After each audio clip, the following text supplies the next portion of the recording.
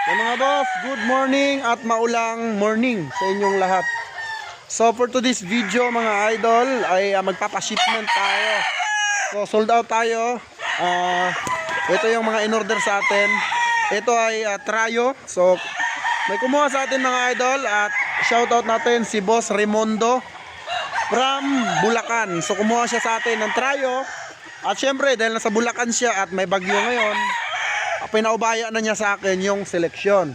Syempre gaya nga ng sinabi ko, pag pinaubaya niyo sa akin yung seleksyon or yung tiwala niyo pagdating sa manok, sinisigurado ko sa inyo 101% super at quality yung ibibigay ko. Kasi syempre mga idol, ang nakataya dyan ay yung tiwala ng tao sa akin. So bakit ko naman sisirain? Yun yung pinaka magandang kumbaga pinaka the best para sa akin, kasi yung isang tao nagtiwala sa akin, hindi naman kami magkakilala, diba?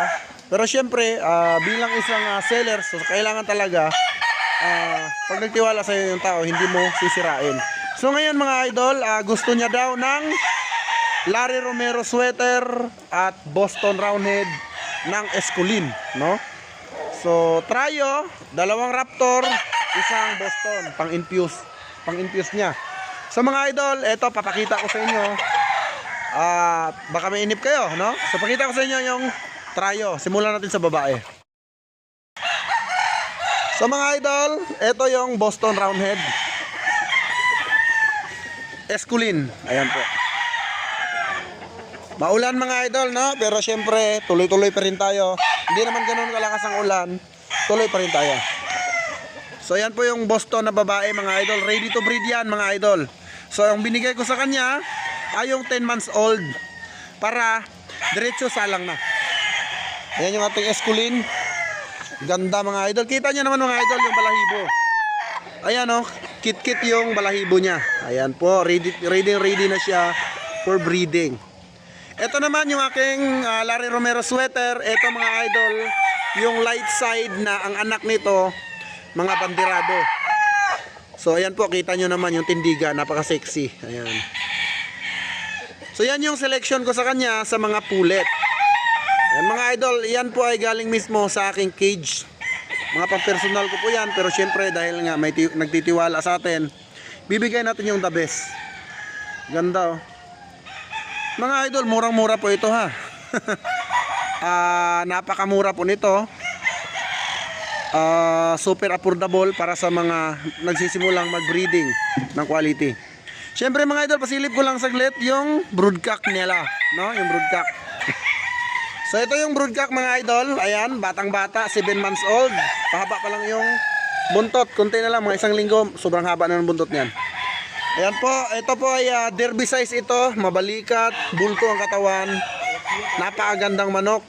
WPC banded, late born. 7 months old para medyo matagal ang gamitan mga idol. Ayan, so iyan ang ating client for today. Tignan nyo naman yung babae mga idol. Ayan o. Isasalang na lang, tapos ng i-priming, bacterial flushing, i-breeding na lang mga idol. Ayan.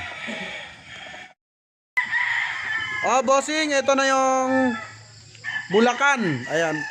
Pa-deliver na natin. Bulacan, Imos, Taguig. Yan yung shipment natin. So yung Trayo andyan na sa Bulacan. So ganun tayo kabilis, no? Pagka binayaran on the spot, yung Trayo na yun, binayaran yun kagabi. So ngayon shipping agad. So yun yung ano dito, rules, no? Pagka binayaran na, shipping agad. Basta maayos kausap yung buyer, ganon din tayo kaayos kausap, no? Pero kung king ko yung buyer, gusto sparring, picture, video, wala, hindi nyo ako maasahan dyan. Dahil ako, nagbibigay ako ng manok, maayos, maganda, basta maayos din kausap yung buyer. So yun lang.